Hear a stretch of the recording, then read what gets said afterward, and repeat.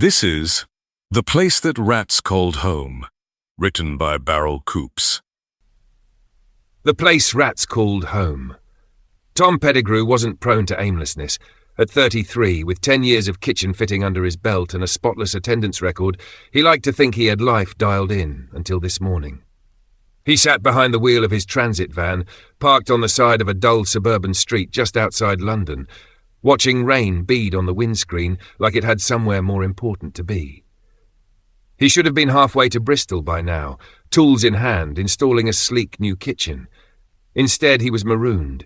His delivery hadn't shown, and without it, there was no job to do. It wasn't his fault. But that didn't matter. Tom didn't do idle. He didn't do. Might as well take the day off. His wife Claire was away visiting her parents in Manchester, 4 glorious days of sofa sprawl, beers and remote control domination. But now, with no work and no purpose, he felt like a wind-up toy abandoned mid-spin. No direction, no drive. Boredom itched. He scrolled through his phone, diving headfirst into doom-scrolling and clickbait until something surfaced, a memory, faint but persistent. An old message. 2 weeks ago, a job inquiry from a remote Devon farmhouse. He'd turned it down at the time. Too far, too inconvenient. But with his calendar unexpectedly blank, the job nagged at him like an itch beneath a cast. What if it was still available? He punched in the number, more out of instinct than hope. 1 ring, 2. Then a woman answered, sharp, no nonsense. Keys under the flower pot by the front door. Don't worry, the place is empty. Everything you need is waiting. He barely got a word in. She was brisk as a drill sergeant, but he wasn't about to argue. The job was his. A farmhouse near Dartmoor. 2 days' work, tops. He could be home before Claire even unpacked her suitcase, and with a bit more cash in his pocket. He turned the key, and the van gave a low, familiar purr. Steady, dependable. Something in that sound settled him. Tom pulled out, slipped onto the A road, and by mid-morning he was gliding down the M5 southbound, the rain thinning to a mist. The traffic played nice, the skies a smeared chalk grey that flirted now and then with a break of sun. But as he passed Exeter, the colour drained from the day. Clouds swelled overhead like bruises, flattening the world beneath their weight. The light dulled, shadows stretched. The road narrowed, snaking off into country lanes so tight he had to edge aside for phantom traffic that never came. Fields loomed on either side, untended, slumped under nettles and bramble. The hedgerows had overgrown like the land had stopped waiting for visitors. There were no people, no cars, just the whisper of his tyres crackling over gravel, a soft murmur swallowed by the vast stillness. Even the van's hum seemed too loud for this place. By the time his sat-nav finally announced, "You have reached your destination," the clock had slid well past midday. Tom slowed to a halt beside a squat, weather-worn farmhouse, stone-built, crooked at the edges, and smothered in ivy, so thick it looked like the building was being reclaimed by nature itself. It stood there, hunched and ancient, older than Stonehenge, Tom thought, and only half joking. "Well, that's a vision," he muttered, pushing open the door.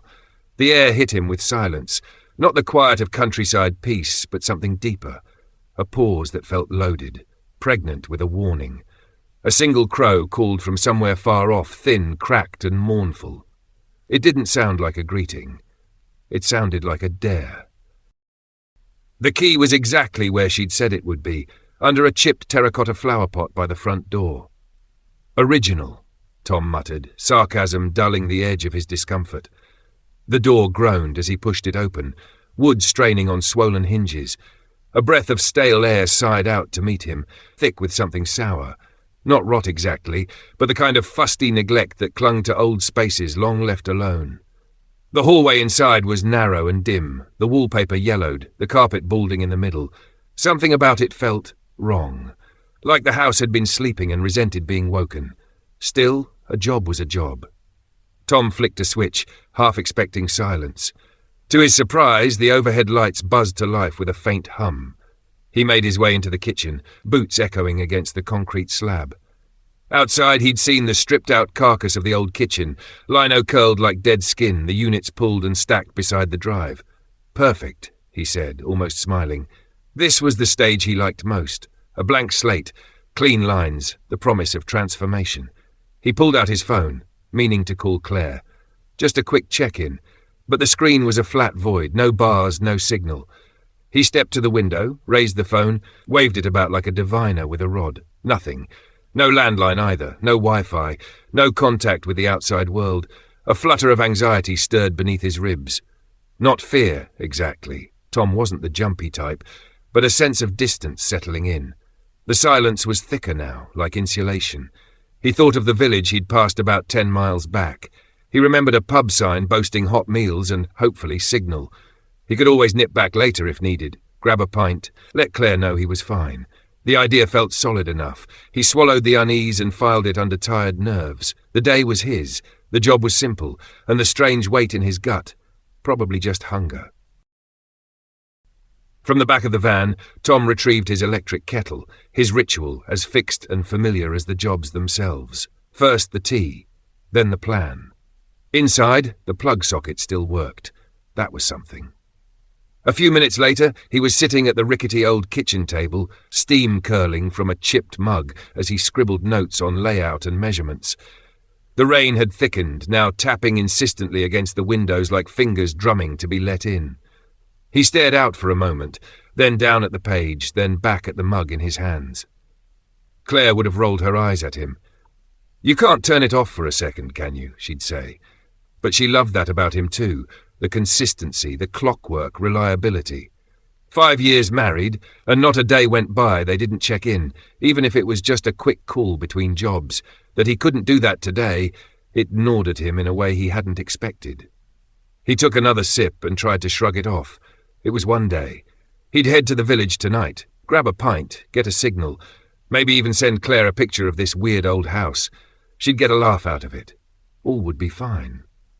By mid-afternoon, he was deep into the rhythm of work, measuring, sawing, drilling, his body moving on autopilot while his mind sank into that familiar, satisfying hum.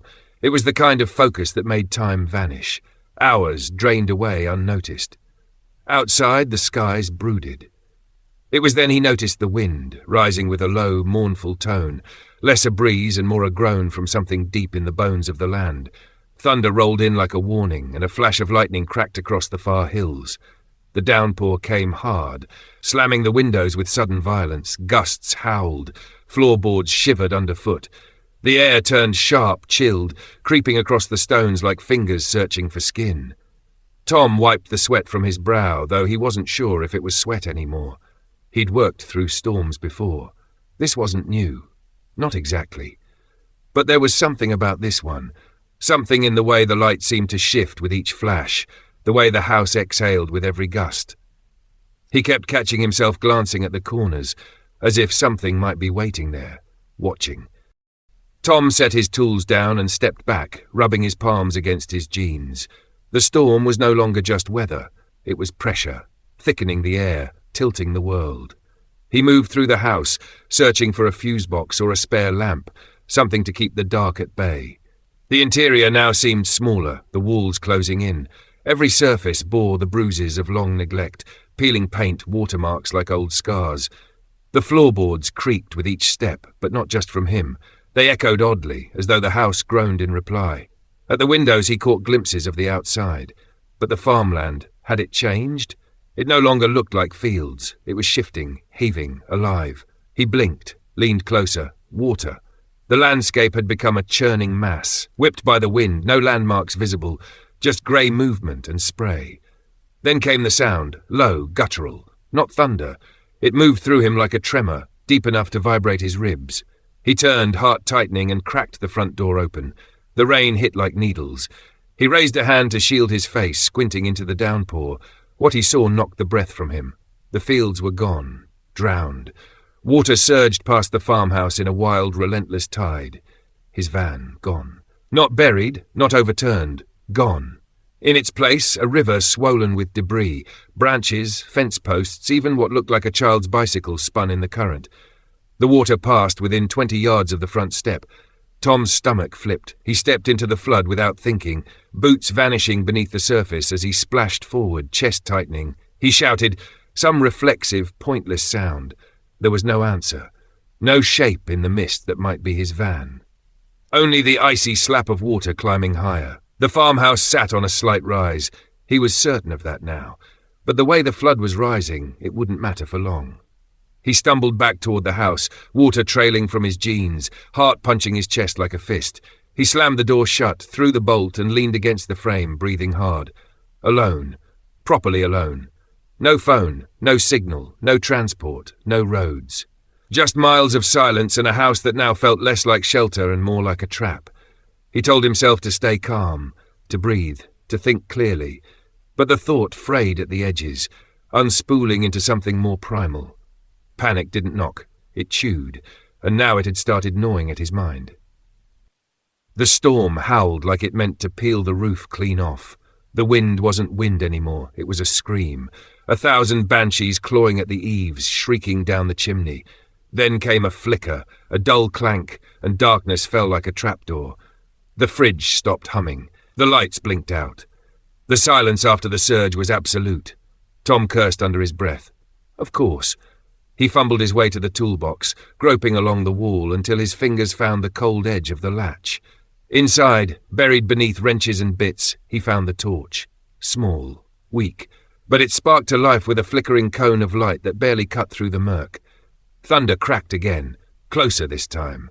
The windows trembled in their frames. The rain came sideways now, hammering the stone walls so hard it sounded like fists. Tom had a flash, sudden and vivid, of the farmhouse collapsing in on itself like soaked cardboard, folding down into the earth with him still inside. His heart thundered louder than the sky. Then, something else. A sound from inside. Faint at first. A light, erratic scratching behind the plaster. Could be wind, could be the house settling. But no, there was rhythm to it. A pattern. Not the slow groan of wood, not the random flapping of loose shingles. Scrabbling, small claws, fast, frantic. Tom held his breath, frozen, the torchlight shaking in his hand. "It's mice," he whispered aloud, "or a bird in the attic. Happens all the time." But the words tasted hollow. The scratching escalated, a feverish burst like something was tearing through the walls, desperate and purposeful. It came from high up, then low, then right behind him. Then, silence. So sudden it left his ears ringing. Tom clenched his jaw and drew in a long breath through his nose. He forced himself back to the kitchen, pulse pounding behind his eyes. He just needed to wait it out. When daylight came, he'd reassess. Maybe hike out to the village, find someone, if there was anyone. The torchlight jittered over the cracked hallway wallpaper as he turned back toward the front of the house. And then a splash. Loud. Close. He spun, torch raised. One of the small windows had shattered inward, blown in or broken, he couldn't tell. Beyond the shards of glass, something moved. Something large. The beam caught it. A slick, dark shape writhing in the floodwaters that now lapped at the stone threshold of the house. The torchlight cut across it, and Tom's stomach seized. It was a rat. Massive, drenched, kicking hard against the current, head high above the waterline. Its eyes glinted in the light, bright, unblinking, unnervingly human. Another shape splashed into view, then another. The moat around the house was alive. Tom had never minded rats. Not really. They were just part of the job sometimes, scuttling behind bins, bolting down alleyways. But these were something else. They weren't darting or fleeing. They weren't afraid. Half submerged in freezing floodwater, they paddled with eerie purpose, eyes fixed straight on him. First one, then another. He blinked. There were 6, then more, a dozen. Maybe more still, circling just beyond the beam of his torch. Their slick bodies cut slow arcs through the water, spiraling around the house like they knew it well, like they belonged to it. A chill, sharp and sudden, gripped Tom's spine. He reached for the crowbar, a heavy iron thing he'd left atop his toolbox. Not ideal for tight quarters, but better than nothing. He could deal with a rat or two if he had to. But these weren't skittish scavengers. They moved like sentries, like scouts. Their greasy backs breached the water as they peeled off in different directions, vanishing around the corners of the house with the methodical calm of something that was searching. Tom's throat was dry. He didn't need to see them to know. They were probing. Testing the shell for weakness. Hunting for a crack in the skin of the house. He slammed the door shut and threw his weight against it. Even though the bolt was already across, his breath hitched in the silence. "Rat guard," he muttered with a shaky laugh, trying to make it sound like a joke. It wasn't a joke. Something about them was wrong. Their stillness. Their eyes. And then the scratching returned. It was everywhere now, in the walls, above the ceiling, beneath the floor, in the vents, in the cracks. It crawled over the house in waves, a seething orchestra of tiny claws. He could feel it, subtle tremors, like the entire structure had become a drum skin for their movement. The vibrations reached his bones. He backed into the kitchen, the crowbar clenched in his hand, and dragged the table across the doorway. It screeched against the fresh concrete, a desperate, ugly sound. He barely noticed. Every instinct screamed at him to close ranks, to shrink his world down to a defendable corner.